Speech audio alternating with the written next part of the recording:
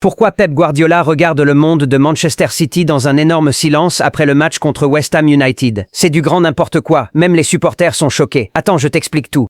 Après le coup de sifflet final contre West Ham United, personne ne comprend la réaction étrange de Pep Guardiola. Alors que les supporters célèbrent encore dans le stade, le coach espagnol reste immobile au bord du terrain avec un regard totalement perdu, comme s'il venait de réaliser quelque chose de très douloureux. Et selon plusieurs proches du club, Guardiola vivait à ce moment l'un des instants les plus difficiles de sa carrière. Parce qu'au-delà du match, il pense surtout à la fin de son aventure avec Manchester City.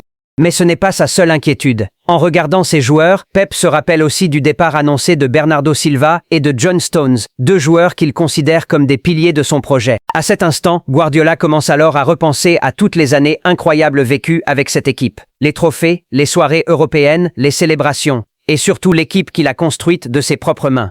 Mais la scène devient encore plus émotionnelle quand John Stones n'arrive plus à contrôler ses sentiments. Le défenseur anglais commence alors à pleurer devant les supporters pendant que plusieurs joueurs viennent le réconforter. Le stade devient silencieux, parce que tout le monde commence à comprendre une chose. Manchester City est peut-être en train de perdre les trois plus grands piliers de son histoire récente. Pep Guardiola, Bernardo Silva et John Stones. Et une question revient alors dans la tête de tous les supporters. Que devient Manchester City sans son conducteur Pep Guardiola? Une scène extrêmement forte qui pourrait marquer la fin d'une époque historique pour Manchester City.